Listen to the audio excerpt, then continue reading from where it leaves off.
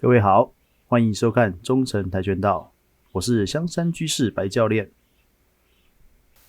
前一阵子有一位 YouTube 界的前辈他看了我的影片以后，建议我说，每一部影片都只有轻音乐配上比赛画面，并不是很引人入胜。毕竟会看这个频道的受众不见得全部都是跆拳道圈子内的人，建议我可以增加一些解说，让一些观众更能够贴近这项专业的运动。我一听也觉得蛮有道理的，我们这些当教练的打过跟看过的比赛都不在少数，解说一下应该不成问题。这个新系列主要是在于解说一些跆拳道规则以及战术的应用。为了要凸显业余选手与专业选手之间的差别，我们在这里先讲解一场练习赛。这个小对抗是发生在去年110年全运会的前一个月，赛前合并集训时的一个小练习赛。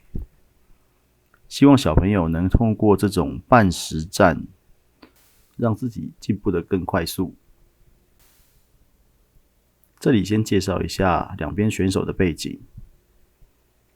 小女生是我们的香山女武神，以下简称学妹，目前是6年级，黑带2段，2届新竹市全国少年杯代表队选手，学习跆拳道4年，在黑带组也能算是一把好手。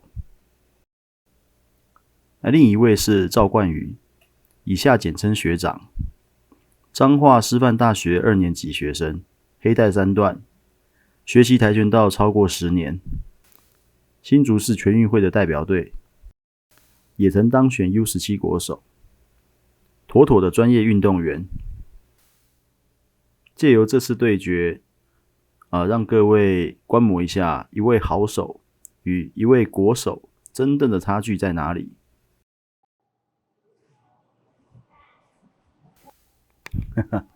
不愧是专业选手，第一脚就给学妹来个下马威，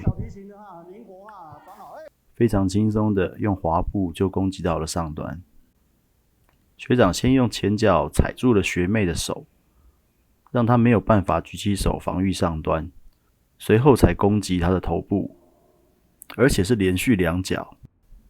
因为在对练比赛里时间是有限的，机会一出现，能踢2脚就不要只踢1脚。学长轻松的先拿下6分。你赵冠宇的前脚是可以拉小提琴的灵活防好，漂亮，好，很好，饮料1瓶。这个程度只能喝养乐多了学妹的观念也很正确，她知道152公分打182公分，如果不想办法切近身的话，一点机会都没有。所以她即使硬扛着学长的侧踢，也要想办法切近身。不过显然学长技高一筹，并没有让学妹得逞，反而是在失去了重心的情况下，成功的保持了距离。而且发现学妹没有乘胜追击之后，很快的回去保持了攻击距离。他很清楚，能掌握攻击距离，才能掌握整场比赛。你一脚能踢死一头牛，你也要确定你那一脚能够踢到那头牛。接下来又是一个典型的进攻范本，看准了学妹迟疑不决的瞬间，抢她一拍攻击上端。右脚落地之后，直接起左脚攻击学妹后脑防御盲区的地方，整个动作行云流水一气呵成。这代表他一开始准备攻击的时候就没想只踢1脚，而是有策略有布局的制造对方的漏洞，而这就是一个专业选手跟业余选手的差别所在。漂亮哦！123木头人，123木头人，好，很好。学妹还是很积极的在执行近身打法，而且非常积极的攻击上端。其实踢得不错，要不是身高差距太大的话，早就踢中了。当然正式比赛对手也不可能双手不做防御，这个也是学长小让了一下。这个脚被拨下，然后接下来就发生了一件有趣的事情。学妹攻击的时候脚没站稳，倒地的时候被学长踹了一脚。按照跆拳道规则，倒地是不可以攻击的，但是这种情况必须由裁判来判定是先攻击还是先倒地。如果是在正式比赛，这一分是有据理力争的空间。虽然照一般人来看，跌倒了还被踢还要丢分数，好像很可怜。不过照跆拳道规则，事实就是这样。虽然很残忍，但是没有人需要为你在场上的失误而负责。当然这只是练习而已，身为学长关怀一下学妹总是要的。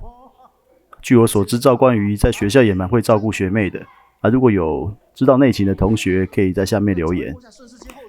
OK， 言归正传，目前双方都是处于一个试探的阶段，但是专业选手的试探就是不一样。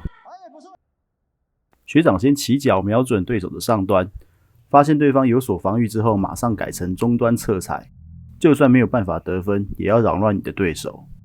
这种做法在实力有差距的比赛，可能效果并不明显，但是如果双方势均力敌、棋逢敌手的话，这些铺陈很可能就会为你在后面奠定胜利的基础。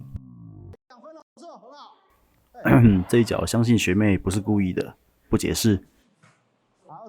接下来又是一个声东击西，学长把身体降低，做出要进攻中端的态势，出其不意的来一脚上端。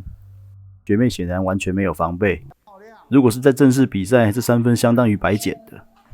乘胜追击，一个滑步下压上端之后，大招接2连3。我们仔细看一下这一轮做了哪些动作。滑步下压之后，趁对方没有防备，直接来一脚内挂。看到学妹的手举起来之后，马上换边。显然这个时候学妹已经被踢懵了。她举起双手想护住头部，结果中端门户大开，被接2连3的拿分数。一个专业的选手要懂得寻找空隙，如果没有，那就布局制造一个出来。最后关头突然来一个正拳，帮学妹好好上一课什么叫出其不意。这个示范赛也快结束了，我们可以看到短短的1分钟之内，这位前青年国手几乎用上了所有的得分技巧。因为出于安全的考量，我禁止他用转身动作，以免发生危险。即便如此，学长还是用了超过7种的得分模式，像教科书一样的，好好的帮学妹上了一课。当然，高手是需要好手来衬托的，就这一点，学妹做的也不错。积极的进攻让学长也不得不掏出了看家本领。所谓言教不如身教，想让对练进步最好的方式就是要多打，而想要让对练进步的又快又好的方式就是跟高手多打。今天的课程结束，请学妹帮我们画重点。1. 再厉害的对手都会有破绽，如果没有，就想办法让他露出破绽。2. 随时知道自己与对手之间的距离。3. 攻击机会非常宝贵，如果有机会踢2脚，就不要只踢1脚。以上就是今天这场比赛的解说，希望你们会喜欢。我们是新竹市中城香山跆拳道馆，我是白教练，欢迎订阅、按赞、分享我们的影片。那我们就下次见喽，拜拜。